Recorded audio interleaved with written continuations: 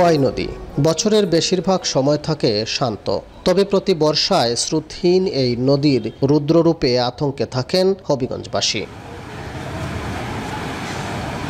উজানের ভারী বৃষ্টি হলেই ঢলের জলে ভয়ঙ্কর হয়ে ওঠে খোয়াই। সাম্প্রতিক বছরগুলোতে বেড়েছে এর তীব্রতা।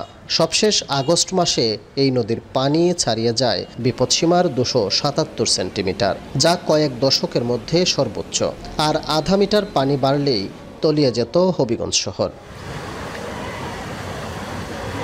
তবে নদীর কোথাও নেই শক্তিশালী বাঁধ, আবার প্রতিনিয়ত বালুবাহী ট্রাক্টর চলাচলের কারণে বিভিন্ন অংশ হয়ে উঠেছে ঝুঁকিপূর্ণ।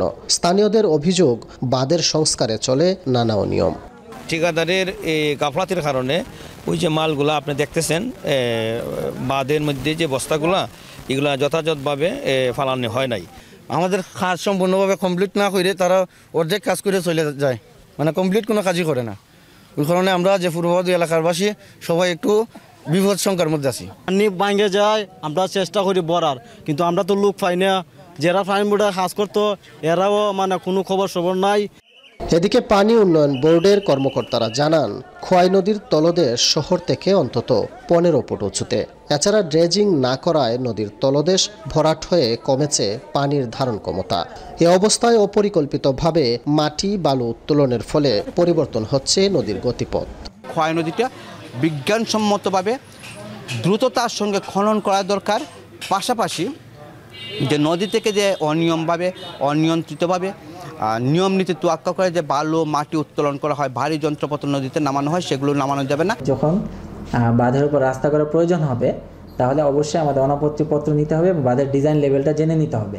সেই ক্ষেত্রে পরবর্তীতে বাঁধটা যাতে উঁচু অবস্থায় থাকে এবং ডিজাইন লেভেলে থাকে। খনন ও শক্তিশালী বাঁধ নির্মাণসহ নদী রক্ষার দাবি দীর্ঘদিনের। তবে সম্প্রতি খোয়াই নদী পরিদর্শনে এসে ব্যবস্থা নেওয়ার কথা জানান দুর্যোগ ব্যবস্থাপনা ও ত্রাণ উপদেষ্টা। স্থানীয় প্রশাসন আপনাদের সাথে, স্থানীয় জনগণের সাথে আলাপ আলোচনা করে যে এখানকার স্থায়ীভাবে এই সমস্যা কিভাবে সমাধান করা যেতে পারে সেই অনুযায়ী আমাদের পরামর্শ দেবে মন্ত্রণালয় থেকে। ওই অনুসারে এখানকার কাজগুলো করা হবে। হবিগঞ্জের বাল্লা সীমান্ত দিয়ে বাংলাদেশে প্রবেশ করেছে ভারতের আঠামোড়া পাহাড় থেকে উৎপত্তি হওয়া খোয়াই নদী। জেলার 5টি উপজেলার ওপর দিয়ে প্রবাহিত হয়ে কিশোরগঞ্জের মেঘনায় গিয়ে মিশেছে খোয়াই। কাজল সরকার, এখন হবিগঞ্জ। 250টিরও বেশি ডিজাইন অপশন নিয়ে ওয়ালটন স্মার্ট ফ্রিজ, বোঝে আপনার প্রয়োজন।